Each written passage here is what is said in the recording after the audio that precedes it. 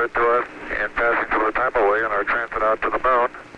And it's rather odd to see it floating like this in Odyssey while it's playing the theme from 2001.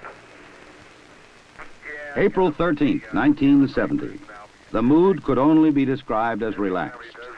Apollo 13, man's fifth lunar mission. The third, scheduled to land on the moon, continued its tranquil coast. This is the crew of Apollo 13, wishing everybody there a nice evening, and we're just about ready to close out our inspection of Aquarius and get back to a pleasant evening at Odyssey. Good night. 13, we've got one more item for you when you get a chance. We'd like it to stir up your cryo tanks.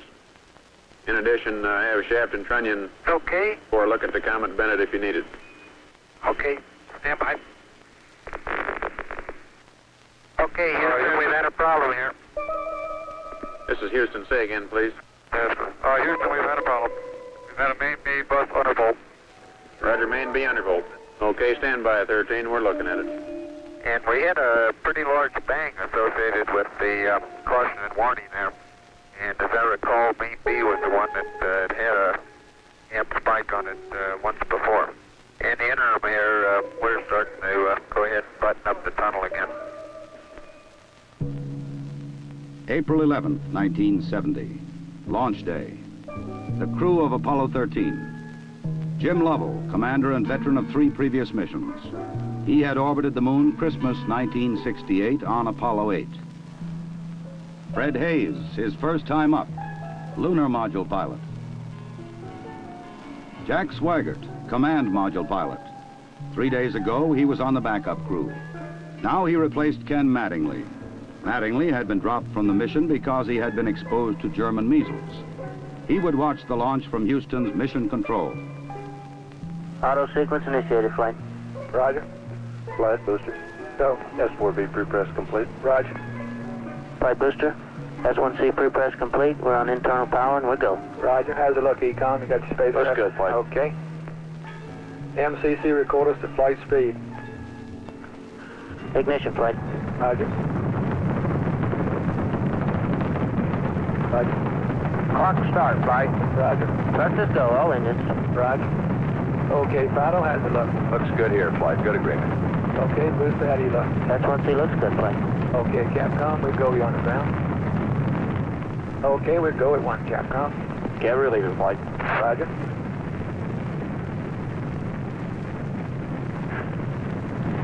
Booster, how do you look? We look good, flight. We'll go. Okay, Fido. We're go, flight. Looks good here. Guys, how's it look? flight. Okay, Econ, GNC. Looks good, flight. Looks good, flight. Okay, Surgeon. Looks fine. Through max fuel and we'll go, flight. Roger, booster. And go for staging, Capcom. Confirming board out, flight. Roger. Staging, flight. Roger. Flight fighter trajectory confirmed staging. Roger. Flight booster, then board out was way early. Okay. Flight confirmed. Number 5 engine down. Roger. Booster, you don't see any problem with that, though, do you? Negative, not right now, flight. All the other engines are go. The next step in the routine of lunar flight was to burn out of Earth orbit toward the moon, then pull free of the third stage and dock with the lunar module Aquarius. At the controls of the command module Odyssey, Jack Swigert. We're hard docked, Houston. Roger, understand hard dock. Good deal. They pulled Aquarius away from the Saturn third stage, the S4B. Okay, I can see the S4B now at the hatch window. Odyssey and Aquarius moved away from Earth toward the moon.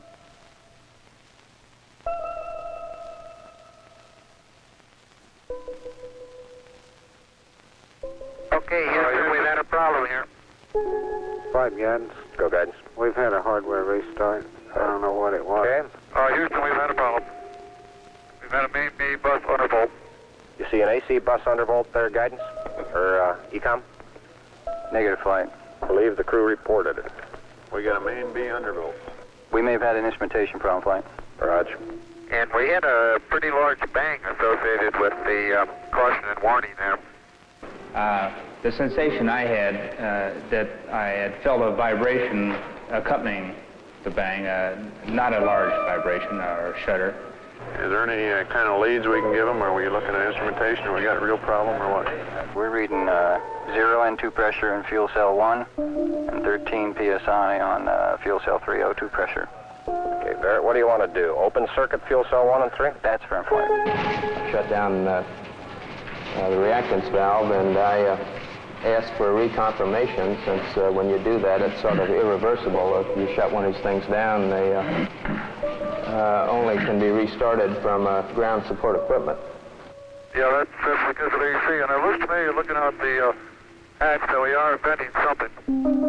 We are venting something out into space. Okay, let's everybody think of the kind of things we'd be venting. GNC, you got anything that looks abnormal in your system? Negative flight. How about you, Ecom? You see anything that, with the instrumentation you got, that could be venting?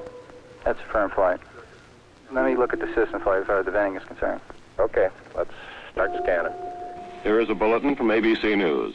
The Apollo 13 spacecraft has had a serious power supply malfunction that could cause the lunar landing mission to be terminated early. I assume you've called in your backup ECOMs? Flight, say again? Have you called in your backup ECOMs now? See if we can get some more brain power in this We thing? got one here. Roger. At the moment, the astronauts are continuing to try to isolate their trouble. A late report says the spacecraft now is operating on battery power alone. All unnecessary equipment is being turned off. Okay, now let's everybody keep cool. We got the LEM still attached. The LEM spacecraft's good, so if we need to get back home, we got a LEM to do a good portion of it with. Okay, let's make sure that we don't do anything that's going to blow our CSM electrical power with the batteries, or that will cause us to lose the main or the fuel cell number 2. Okay, we want to keep the O2 and that kind of stuff working. We'd like to have RCS, but we got the command module system, so we're in good shape if we need to get home. Let's solve the problem, but let's not make it any worse by guessing.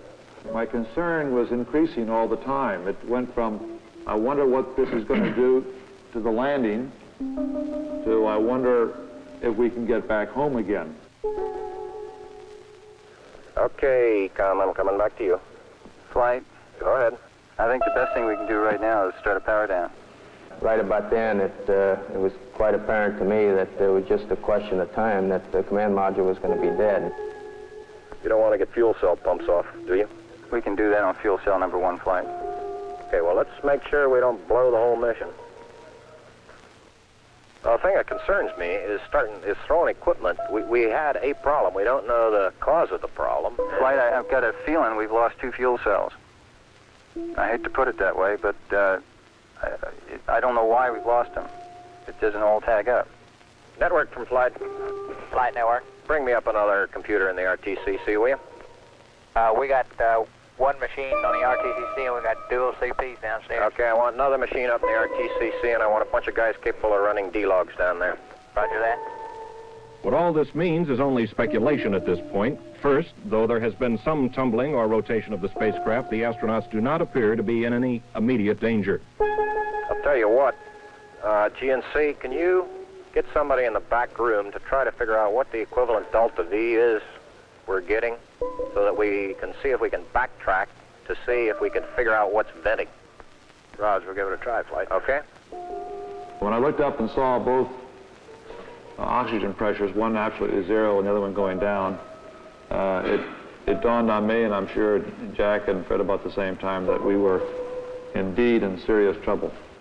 The only way to survive the situation was to transfer to the LEM. Flight Econ. Go ahead, Econ. The pressure in O2 tank 1 is all the way down to 297. We better think about getting in the LEM or using the LEM systems. I'd say this is as serious a situation as we have ever had in manned spaceflight. We've always called the LEM a good lifeboat under those circumstances. If at any time in the mission, however, the LEM had separated and we had gotten ourselves into a rendezvous situation, or the command module being around the moon, then what you state is absolutely true. It would be a fatal situation. Tell me you from Flight. Go ahead, Flight. I want you to get some guys figuring out minimum power in the LEM to sustain life. The accident had occurred 200,000 miles from Earth. Lovell, Swigert, and Hayes rode in the lunar module attached to a lifeless command module. Apollo 13 had started as a mission of scientific exploration. It was now a matter of survival. Since the command module was dead, except for the oxygen and power hoarded for re-entry, the guidance platform of Aquarius, designed to land on and take off from the moon, would have to be used. The first milestone, and I consider this after the accident, I guess, more or less the survival now. The first milestone was to get alignment on the LEM platform. Alignments are important, you know, because without knowing exactly which way the attitude of the spacecraft is in space, there's no way to tell how to burn or how to use the engines of that spacecraft to get the proper trajectory to come home. The position we are now on the Earth-Moon plane, we have to go around the moon to get back if we're going to use the depicts engine. You would have had enough capability with the SPS engine, but of course we don't dare use that now. So we have to go to the back side of the moon and come back. To get into the correct orbit around the moon, the crew had burned out of a trajectory that would automatically bring them back to Earth. They would have to get back onto a safe course toward Earth. He needs to put his throttle to min also, Flight. Throttle to min? Yes, he's at 29% now, roughly. This maneuver, again, was completed on time, and because it was a manual burn, we had a three-man operation. Jack would take care of the time. He'd tell us when to light off the engine, when to stop it. Fred handled pitch maneuver, I handled the roll maneuver, and I pushed the buttons to start and stop the engines. Aquarius, and you go for the burn.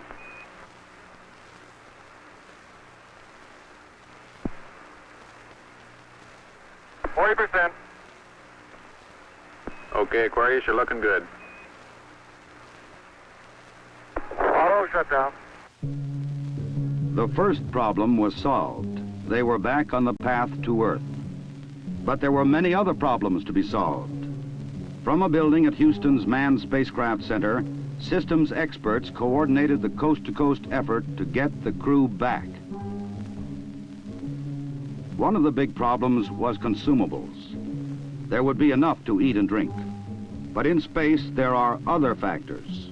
Oxygen to breathe, electrical power to keep the spacecraft alive, water to cool the equipment and keep it operating. What we'll be doing till we get them back on the water is concentrating on everything that is their lives are dependent upon at the moment, rather than worrying about the accident, because there's nothing we can do about that now. It appears at the present time that everything is under control and that we have a safe situation at the moment. Hey, I want to say you guys are doing real good work. So are you guys, Jack. We are about 70 hours from home, and we think we have the situation in control. We've projected the consumables as I've described, and we have a plan for carrying out the rest of the mission, but there's going to be no relaxation at all as far as that goes from now until splash.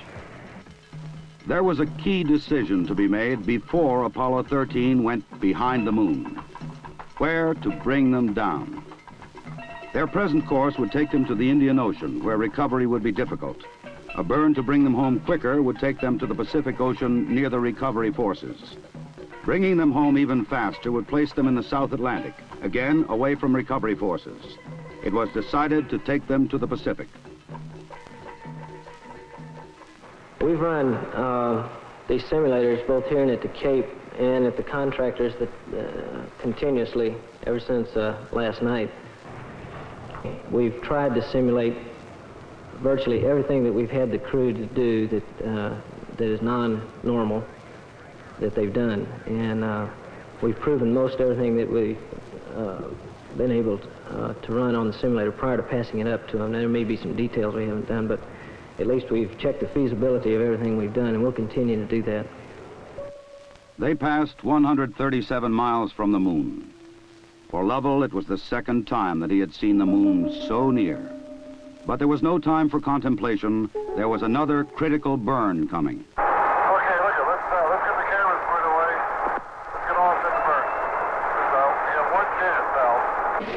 And in Houston, the newsmen poured in to tell an anxious world the story. Well, that was going along with the ignition. Shortly after Apollo 13 had separated from the Saturn third stage, the stage had been sent on to a trajectory toward the moon. Its impact would be recorded by the seismometer left by Apollo 12. By the way, Aquarius, we see the results now from 12's seismometer. Looks like your booster just hit the moon and it's rocking it a little bit. Over. Well, at least something worked on this flight. I'm sure glad we didn't have a limb impact, too. Jim, you go for the burn. Go for the burn. Roger, understand. Go for the burn. Guidance okay?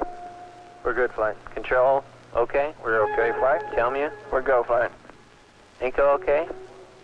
We're good, flight. Ground confirms ignition. We're burning 40%. West Houston, you're looking good. Roger. Shut down. Roger, shut down. I say that was a good burn. Roger, now we want to power down as soon as possible. Understand. To conserve the electric power and cooling water, the crew shut down all but the vital life-sustaining systems of the LEM. I think the LEM spacecraft's in excellent shape, and I think it's fully capable of getting the crew back.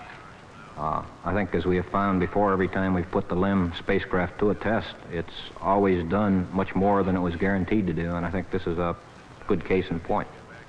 Conserve the consumables, cooling water, electric power. The LEM water gun was leaking, and we shut that off. I guess it leaked about a quart of water, I would estimate. But it took me about 2 days to get my feet dry, and of course, I think you were all aware that the temperatures were going down in both vehicles, and it's made for very chilly feet for a couple days.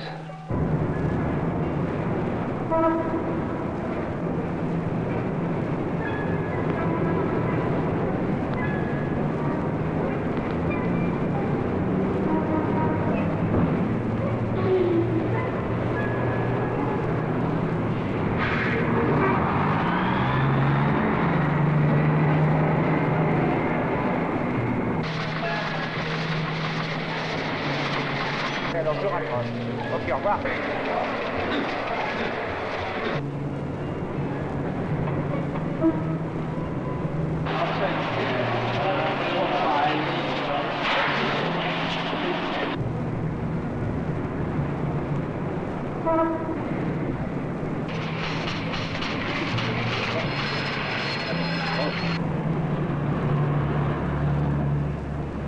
Lord, your astronauts will come back safe.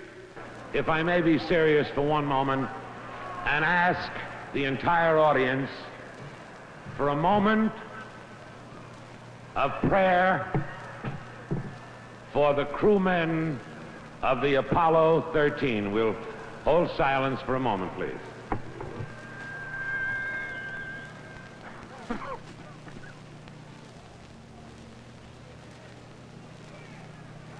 RCS-A stands at 62% and B at 62%. I feel we've gone a hell of a long time without any sleep. We're going to have to start thinking about getting people back to sleep again because I didn't get any sleep last night at all.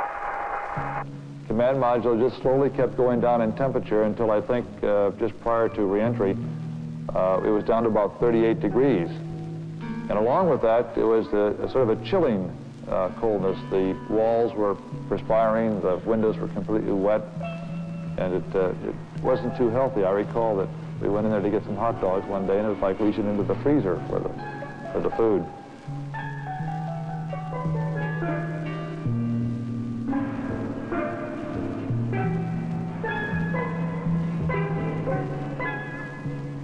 So if you want my opinion of how they handled the situation when it happened, they handled it exactly like we'd expect them to.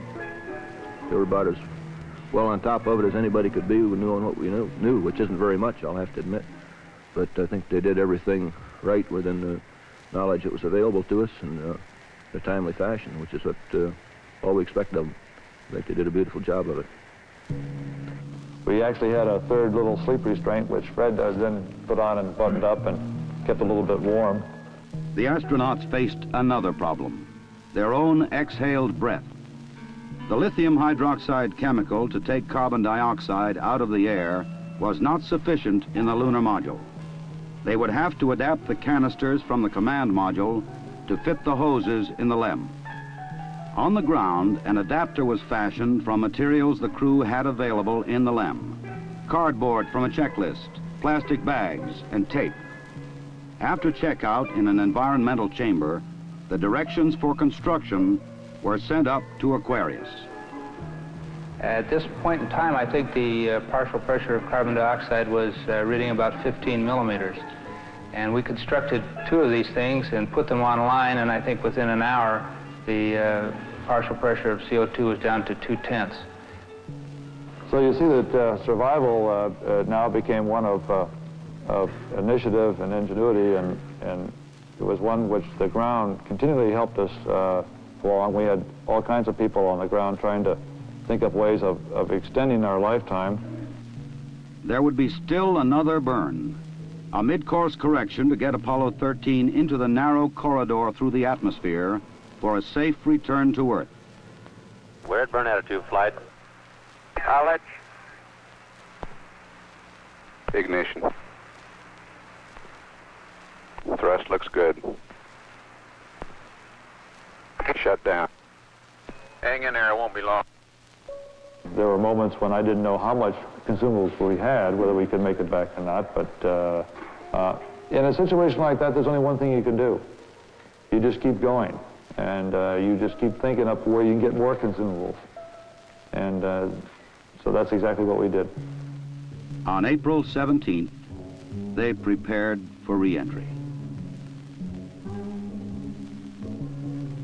After a small course correction burn, they jettisoned the damaged service module.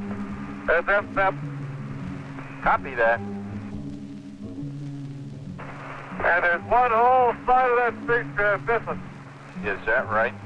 The whole panel is blown out, almost from the base to the engine. It's really a mess. Man, that's unbelievable. Next, they got back into Odyssey to jettison Aquarius prior to entry into the atmosphere. Let's get it. Okay, copy that. Farewell, Aquarius, and we thank you. Okay, LOS in a minute or a minute and a half. At entry attitude, we'd like Omni Charlie. And welcome home. Thank you.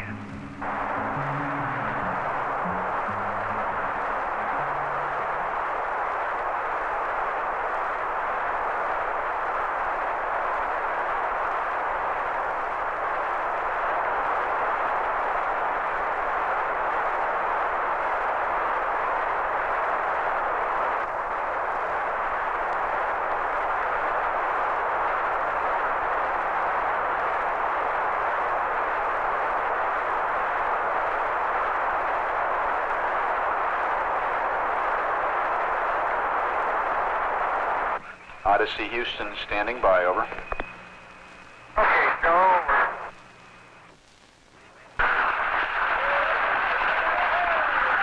Odyssey Houston, we show you on the mains. It really looks great. Apollo 13, this is recovery, over. They're going through 5,000. Under Apollo 13, this is recovery, and your chutes look good. Apollo 13, this is recovery. We observed your RCS burn, over. The recovery, Apollo 13 is descending. Apollo 13 is recovery, over. Well, the one splashed out at this time, the three chutes are displaced are in the water. 0 degrees, magnetic 3.5 miles, 0 Lima. Zero, roger. This 401, the command module is stable 1 at this time. They're riding comfortably. The vertical axis are approximately 15 degrees. Web 1, you're cleared to get the position for 3, the other 2 you Web 1, Roger. Okay, Web 2, you win line 270.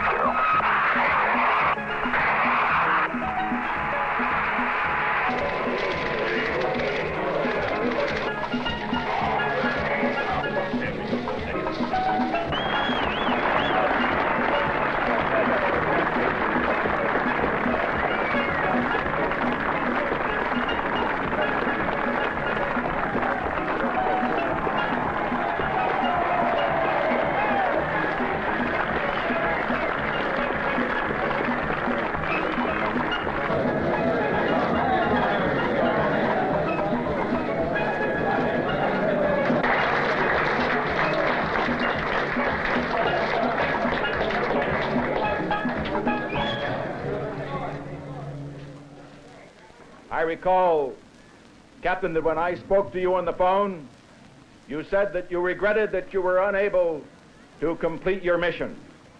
I hereby declare that this was a successful mission. From the start, the exploration of space has been hazardous adventure. The voyage of Apollo 13 dramatized its risks. The men of Apollo 13, by their poise and skill under the most intense kind of pressure, epitomized the character that accepts danger and surmounts it. Theirs is the spirit that built America. Your mission served your country. It served to remind us all of our proud heritage of a nation, to remind us that in this age of technicians and scientific marvels, that the individual still counts, that in a crisis, the character of a man or of men will make the difference. GNC, go. Surgeon, go. Procedures, go. AFD, go. Network, go. Computer soup, go. Raj, network, give me an amber. RTC on AFD conference. RTC's on the AFD conference. Okay, all flight controllers, let's play it cool.